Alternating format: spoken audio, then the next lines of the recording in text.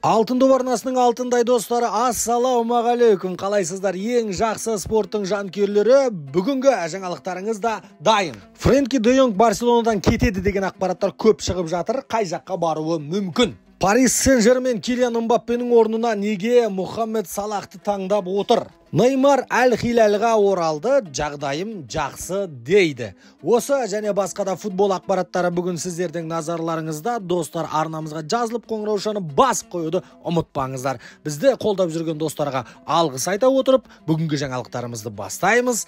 Кеттік!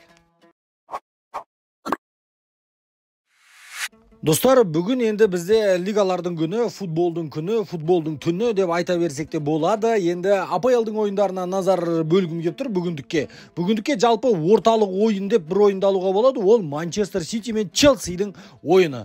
Челси қазір ойынын жақсартып келе жатқан тәрізді. Сол баяғы мәселе, Челсида болмай жатқан керекті голды сала алмайды. XG-лар жақсы, көп гол салатын мүмкіндіктері бар, бірақ та сол шабуылды бітіретін адамдардың әлі болмай жатқаны Челсидің мәселесі. Ал Манчестер Ситида ешқандай да мәселе жоқ. Бәрі амбрабене, керемет, өзінің ойындары қойылған, әдемі, бүгінде қарап қалмайды деген ой бар. Енді шабуылдаушы ойын болады. Бүгін екі жақта қорғанысқа жатпайтын командалар екені белгілі.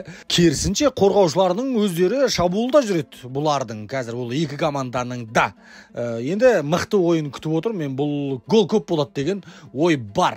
Және де енді біздің тұғырлы Тоттенхэм, біздің команда Вулверхэмптонмен ойнайтын болады. Вулверхэмптонды жеп қояды деп ойлаймын. Жеңеді деген сенім бар, тілек бар, жанкүйер болған жүрек бар. Тоттенхэм алға. Және де олармен бірге бізде білесіздер, сенімді серіктесіміз Париматч бар. Дауыс бергеніңіз үшін Париматчтан фрибет алыңыз. Біздің сенімді серіктесіміз Париматч Қазақстан Meta Ratings Top Awards марапатындағы барлық букмекерлік номинацияларына ұсынылды. Осыған байланысты Telegram арнада үздік адалдық бағдарламасы және ең сенімді букмекерлік кеңсе номинациялары бойынша дауыс бергендердің барлығына 500 фрибет сыйлайды. Олардың техникалық қолдауы 24/7 жұмыс істейді, ал бонустарында шек жоқ. Осымен бітпейді, достар. Егер Париматч номинациялардың бірінде жеңіске жетсе, онда дауыс бергендердің барлығы автоматты түрде үлкен бағалы сыйлықтар ұтысына қатысады. Қызық па, достар? Олай болса, серіктесімізді қолдаңыз да шотыңызға фрибет алыңыз. Париматч ойын тізгіні сенің қолыңда. Фрибет алатын, ұтысқа қатысатын сілтеме осы видеоның астында тұр, достар. Барселонадағы мәселе бапкерде ғана болып жатқан жоқ, ойыншылардың өзі ойлану үстінде. Фрэнки де Йонг мысалға осы маусымнан кейін кетуі мүмкін деген ақпараттар шығып жатыр. Ол ақпараттардың бағасын, қайда баратынын бәрін жазып жатыр қазіргі басылымдар.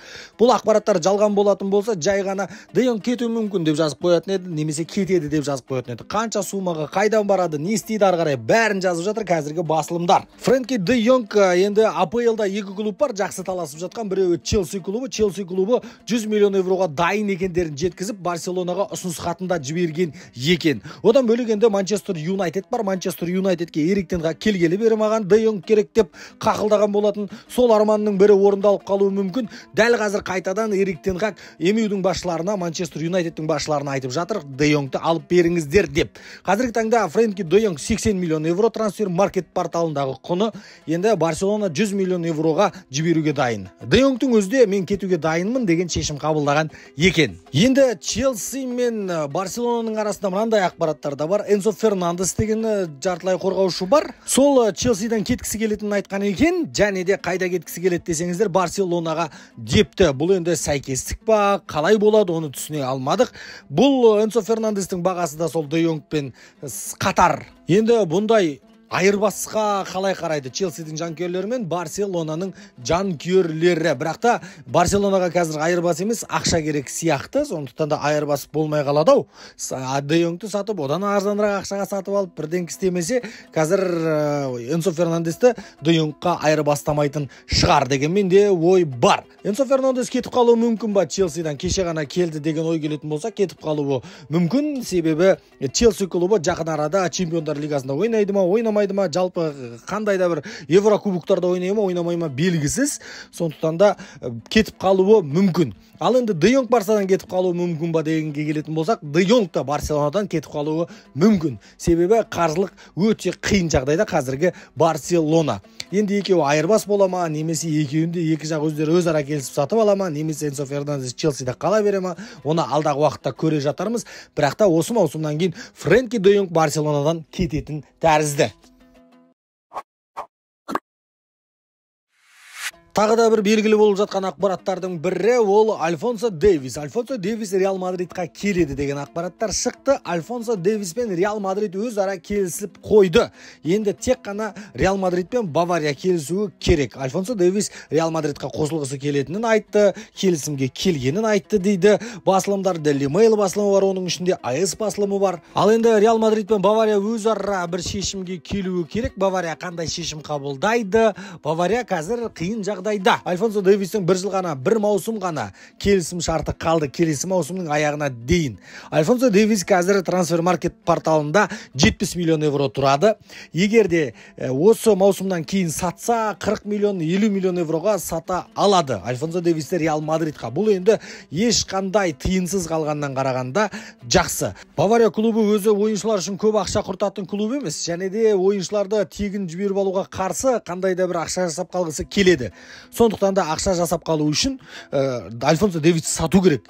Себебі Альфонсо Дейвис Баварияда қалғысы келмейтін сияқты меніңше. Екі нұсқа бар енді. Біріншісі Альфонсо Дейвисті 40-50 миллион евроға сатады. Солай азда болса ақшамен қалады. Немесе мүлдем ақшасыз да қалады, Альфонсо Дейвистен де айырылып қалады бір маусымнан кейін. Ол Давид Алабамен қайталанған болатын. Давид Алаба кезінде сөйтіп көндіреміз, алып қаламыз деді де, соңында тегін кетіп қалды Реал Мадридқа. Бұл жолы да көндіреміз деп алып қалуға болады, бір маусымға көндіре алмай қалған жағдайда Бавария үшін өте қиын болады. Қазір ең тиімді нұсқа Баварияға 40-50 миллионға Альфонсо Дейвисті сатып жіберу болып тұр. Себебі Дейвистің өзі Реал Мадридта ойнағысы келетінін айтып жатыр. Парис Сен-Жерменнен Мбаппе кетеді деген белгілі болды, орнына Мухаммед Салах келеді дейді Daily Mail басылымы. Енді Мухаммед Салахқа Сауд Арабиясы қызығып жатқаны белгілі, бірақ та олар да баяғыда 250 миллион евро емес, 120 миллион евро ғана ұсына аламыз деп отыр. Осы жолы соңғы ақпараттарды оқитын болсақ, Парис Сен-Жермен де аз ақша ұсынбайтыны белгілі Ливерпуль клубына. Енді Мухаммед Салах Ливерпульда қала бергені дұрыс па, сатқаны дұрыс па деген мәселені талқылайтын болсақ, Мухаммед Салахтың да бір жыл ғана келісім шарты қалды, бір маусым ғана 2025 жылға дейін. Созуға да болады Мухаммед Салахпен келісім шартты, бірақ та жасы келіп қалды, және де ол аз жалақы алмайды. Соңғы келісім шартының өзінде әрең келіскен болатын Ливерпульдің тарапымен Мухаммед Салахтың агенттері, тараптары. Сондықтан да жасы келіп қалған ойыншыға өте үлкен ақша беру АПЛда ол сәл қауіптірек болады. Мухаммед Салахтың орнына нақты біреуді таба алатыны белгілі Ливерпуль клубы. Ал енді Парис Сен-Жерменға барса болатын сияқты. Парис Сен-Жермен таңдаған дұрыс сияқты Сауд Арабиясынан қарағанда, себебі біріншіден Европада қалады, әлі де кубоктар алады, Чемпиондар лигасында ойнай алады деген сияқты мүмкіндіктер көп Парис Сен-Жерменде Мухаммед Салах үшін. Және де Парис Сен-Жермен өте жақсы жалақысын береді. Енді Парис Сен-Жермен үшін жасы келіп қалды деген мәселе емес сияқты, себебі біріншіден Салах өзінің деңгейінде қазір жарқырап жақсы ойнап жатыр. Екіншіден кезінде Мессиді де алды. Мессидің жасы әлдеқайда үлкен болды Салахтан қарағанда. Салах Мессиден қарағанда жас, және де атағы да, ойыны да бәрі жақсы, жаман емес. Салах Парис Сен-Жерменге меніңше Килиан Мбаппенің орнын 2-3 жылға жауып тастай алады, жоқтатпай. Енді Парис Сен-Жерменде Салахтан басқа ешкім керек емес деп жылап отырған жайы жоқ. Негізі Салах бірінші нұсқада, екінші нұсқада Виктор Осимхен дейді, үшінші нұсқада Маркус Решфорд. Осы үш ойыншының біреуін алуы мүмкін ертең Мбаппе кеткеннен кейін. Неймар қайтадан Аль-Хилальдің қатарына оралды деген ақпараттар шықты. Аль-Хилальдің басшылары керемет қылып күтіп алыпты. Қош келдің біздің бразилиялық сыйқыршы деп күтіп алған екен. Енді негізінде Неймардың жарақаты жазда жазылады, жазда қатарға қосылады деген ақпараттар болған еді, бірақ та ертерек келіп қалыпты. Ал енді Аль-Хилаль мен Неймардың арасында келісімшарт үзіледі, бұзылады деген ақпараттар да болды. Немесе біршама убакытка токтотуп коебуз дегенде акбараттар бар эди келисим шарттары боюнча. Осундай маселелер туундагандан кийин ба айтыбыр Неймар аягынан туруп кетипти, жүрүп кетипти. Енді футбол ойнап кетсем деген ойы да бар екен. Анандай акчадан ким айрылып калгысы келеди? Неймардыкы де дурусак. Байлар да жылайды деген сыяктуу Неймарга да акча керек, айналайын, аксаңдап болсун барып бир тирекенимди көрсөтүп кояйын деп келген түрү чыгар. Негизинде Неймарды мен өзүм оюнун өтө катты жакшы көрөмүн. Неймардын сабыгып алаңга кошулуп кетүүнү эртерээк тилектеспин, және де бул бразилиялык сыйкырчынын оюнун биз де көргүбүз келеди. Енді жалпы жагдайын дарыгерлердин айтуу боюнча келесі айдын аягына таман акырындап жаттыгууга киришеди деп жатыр. Бүгінге осы арнамызға жазылып қоңыраушаны басуды ұмытпаңыздар достар. Біз сіздер үшін күнделікті қазақша футбол ақпараттарын шығарамыз. Футболға қызығатын достарыңызға, туыстарыңызға біздің арнамызды айта жүрсеңіздер қуанышты болар едік. Назарларыңызға рахмет, ертең бұйыртса кездескенше.